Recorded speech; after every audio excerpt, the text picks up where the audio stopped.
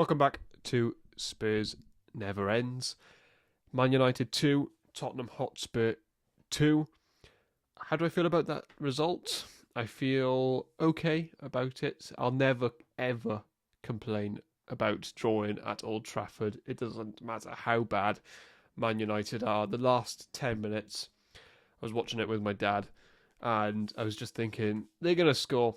Man United are going to score at some point. I feel like I'm just built, or I'm just programmed to think that Man United will score against us. But I always talk about in a match reaction, I always talk about my man of the match first. And the man of the match, I thought, was Richarlison. I thought they gave it to Bentancur because he scored the second goal, let's be honest. The actual man of the match was Richarlison. His touch this game was perfect. Every time it came into him, he got it down, he made a pass, held the ball up, and his effort as well was fantastic. There was a clearance he made towards about the 70th minute, 75th minute. Amazing. Really was a performance. I'm delighted with it because it's not that I didn't know he could perform like that, but we've not really seen that much of a complete performance from him yet. And obviously he got the goal as well. Great goal, by the way. Great goal. The header, the way he's jumped up and perfectly guided that into the bottom corner. Roy Keane said that Onana should do better. How? It's a perfect cross, it's a perfect header, and it's into the bottom corner. Roy Keane does know more than me. Not about goalkeeping, though. Maybe he does. Maybe not. He probably does. I mean, it's Roy Keane, for fuck's sake. He literally knows everything more than me about football. Yeah, but that's how I felt about it. And just everything. I couldn't get over his touch. It was so good in this game. Everything about this game I thought was fantastic. Proud of Richarlison today. So yeah, he is my man of the match. And if he keeps playing like... He showed our two wingers up massively today. He was just by far and away our best attacker. So let's look at the goals. We've looked at one, Richarlison. Well, we haven't looked at it. You can't do that on YouTube. You will get copyrighted immediately. Talk about it. The second goal, or well, the first goal of the game actually came from Rasmus Højlund, his second Premier League goal, and it was a banger of a goal. Fair play to him.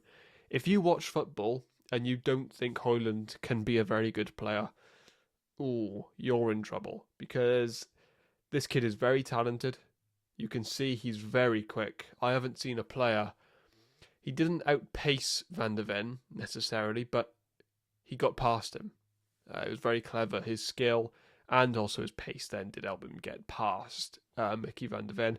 I haven't actually seen a player do that this season. So the fact he did that, really impressive. And the finish was just amazing.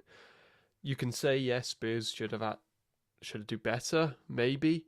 But, I mean, the goalkeeper can't, because it's an impossible strike to save. So fair play to Rasmus Højlund. Man United, they do have a player there.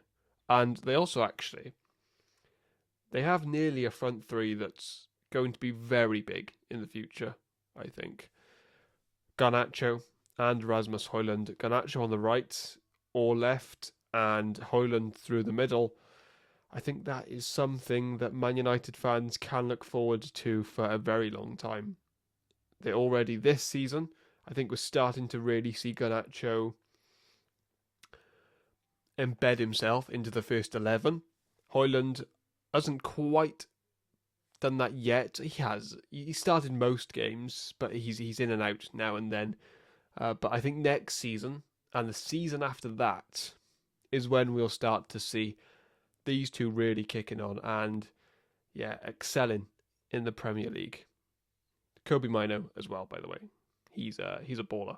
That first 15 minutes, he was doing really well. He did well throughout the game, but he's very young, and I thought he was very good today. I haven't watched him much, that was probably the first time I've watched him for a full 90 minutes. And yeah, he was impressive. He was very good for his age. The other goal that United scored then to put them 2-1 up was Marcus Rashford. Yeah, you saw me heard me talk about the other two, Garnacho and Højlund, for the future. Do I think Rashford is the future of Man United? No. Man United, their fans, owners, well, maybe not owners, fans, players, I think demand to be world class. Garnacho, I'm not going to say has potential to be world class, because that would be premature. Højlund, definitely, I'm not going to say they can be world class, but they're very promising. Rashford is 26, and to be honest, when you think of what a world class player is, first of all is talent. Now, he has the talent. Even today, the player I'm scared of the most is Bruno Fernandes and Marcus Rashford. Every time Rashford gets the ball, I'm like, ugh, because I just think he can whack it in from 30 yards, which he can. But a world-class player is consistent. That is the first trait of a world-class player. Consistent. Well, it's not, it's ability, but then they add consistency. And at 26, how many times he has one season off, one season on, one season off, one season on. And when you keep doing that, that becomes a pattern. I'm sure next year he'll be unbelievable again. But that doesn't make him world class. And Man United demand world class. So I don't think he will be in the future of Man United, despite him signing a new contract. But today, scored a goal, a good goal. That one I really think we should be defending better. Ramiro's with his arms behind his back, like Jamie Redknapp said at half-time. I think Udogie can't really do much more. I just think Ramiro should have probably done better there, to be honest. One last point on Man United. There was a moment in this game, right, where from roughly the 50th minute to 75th minute, 80th minute, every time they got the ball, they would just lump it to the striker. It was like watching a Premier League team in Tottenham versus an under-12s team. Honestly, it was terrible, some of the football they played. There was no plan. It was as soon as we get the ball, we give it to the striker. 90% of the time, it didn't stick because you're against two centre-backs who are very good. So most of the time, it isn't. So Man United didn't play well. They will be the happier of the two teams, no doubt about it. But yeah, that's what I thought of Man United. Let's get on to Tottenham. So Man United now a 7th in the league.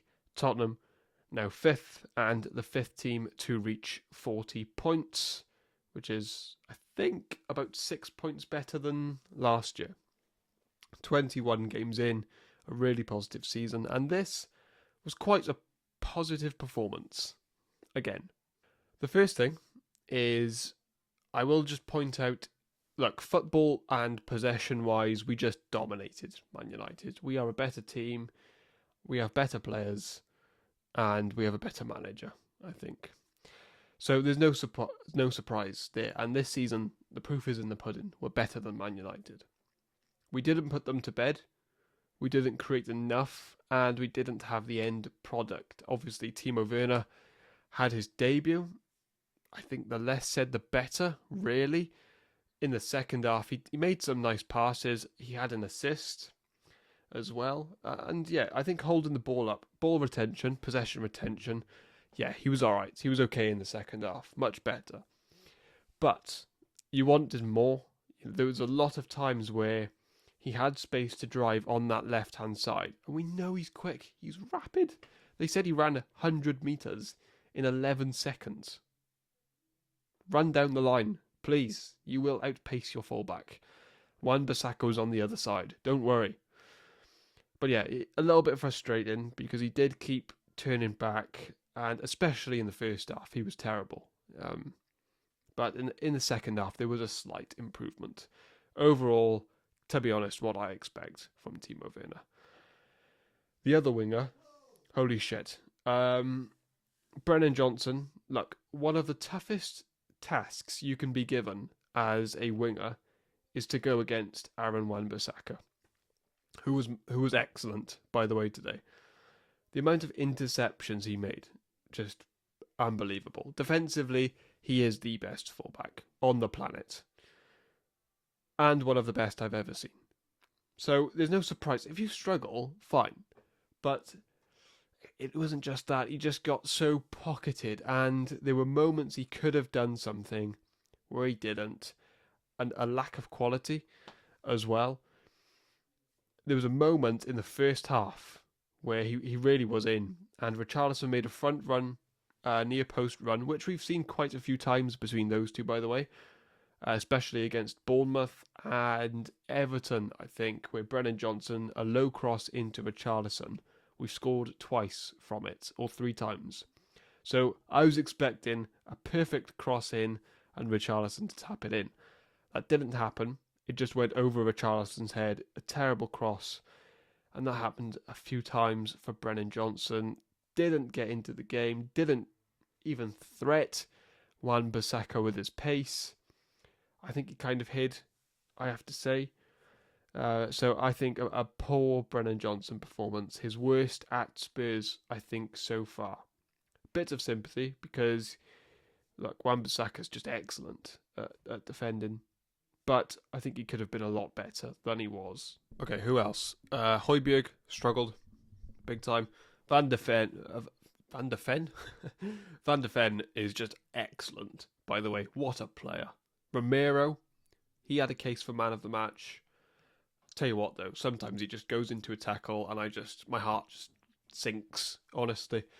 But he was excellent as well, Romero. I forgot about his performance. Really good. Captain, he acted like a captain today. I thought he really showed authority versus Marcus Rashford in the second half. So well done, Romero. Van der Ven, like I said, excellent. Is there any other player I'm thinking of that made an impression? Not really. I enjoyed Udogie versus Garnacho as well. I love Udogie. He didn't pocket Garnacho. He did.